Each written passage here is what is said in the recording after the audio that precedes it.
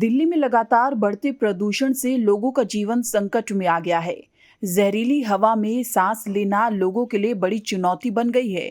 प्रदूषण का मुख्य कारण पंजाब और हरियाणा में जलाई जाने वाली पराली को माना जाता है, लेकिन इस साल पराली जलाने पर रोक लगाने के बावजूद भी दिल्ली में प्रदूषण का स्तर इस साल रिकॉर्ड तोड़ रहा है।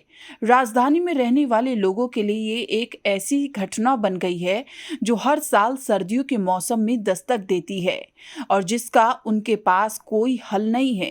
एयर क्वालिटी लाइफ इंडेक्स के मुताबिक प्रदूषण की वजह से दिल्ली के लोगों की उम्र में 10 साल की कमी आ रही है। बावजूद इसके कोई भी सरकार इसकी जिम्मेदारी लेने को तैयार नहीं है। सवाल ये है कि आखिर राजधानी दिल्ली में वायु प्रदूषण के लिए कौन जिम्मेदार है? सरकारें क्या कर रही हैं और क्या आने वाले कुछ समय में दिल्ली के लोगों को कोई राहत मिल सकती है? मौसम वैज्ञानिकों के मुताबिक दिल्ली में 400 पार एक्यूआई के लिए पहाड़ों पर हुई बर्फबारी और हवा की गति में आई कमी भी जिम्मेदार है, जिसकी वजह से वायुमंडल में प्रदूषण के बारीक कण बने हुए हैं और लोगों को स्मोक की एक परत दिखाई देती है।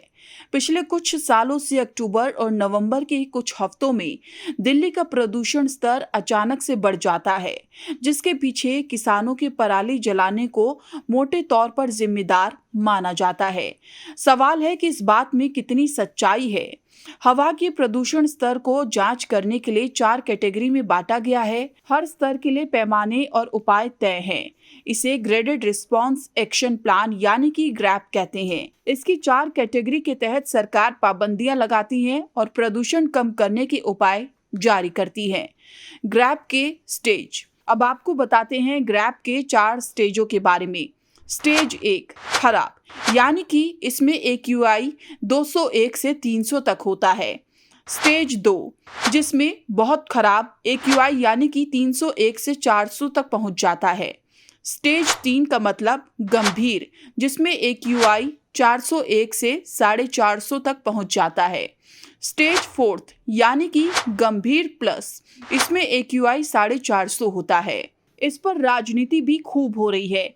दिल्ली की आम आदमी सरकार पूरे मामले के लिए हरियाणा की बीजेपी सरकार को दोषी बता रही है, तो वहीं बीजेपी आम आदमी पार्टी को इसका कसूरवार मान रही है।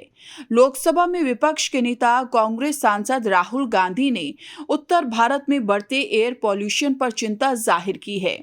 राहुल गांधी ने कहा है कि उत्तर भारत में एयर पॉल्यूशन नेशनल इमरजेंसी है।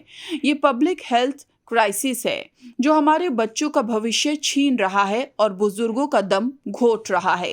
एक पर्यावरणीय और आर्थिक आपदा जो अनगिनत लोगों की जिंदगी बर्बाद कर रहा है। वायु प्रदूषण पर हो रहे आरोप प्रत्यारोप के बीच बच्चे, बुजुर्ग, गर्भवती महिलाओं के साथ फेफड़ों की बीमारी से परेशान लोग राहत की सांस चाहते हैं, क्योंकि इसका सबसे ज्यादा असर इन्हीं लोगों पर पड़ रहा है।